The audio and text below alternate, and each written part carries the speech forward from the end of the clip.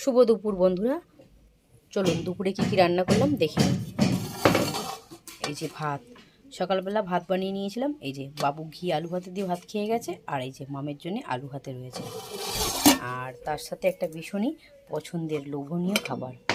কার কার পছন্দ? আমার তো ভীষণ পছন্দ। কি বলো তো বন্ধুরা? লাউ পাতার ডগা দিয়ে মুসুর ডাল সেদ্ধ। এই যে, আর তার সাথে রয়েছে সর্ষে বাটা দিয়ে আলু দিয়ে লাউ শাকের ডাঁটার চচ্চড়ি। আর তার সাথে এই যে বাবুর পছন্দের বেগুন ভাজা, একদম লম্বা লম্বা করে বেগুন ভেজেছি।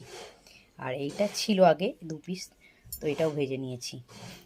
আর তার সাথে রয়েছে আমের চাটনি। এই গরমের দুপুরে যদি একটু আমের চাটনি হয়, আর তো কিছুই লাগে না।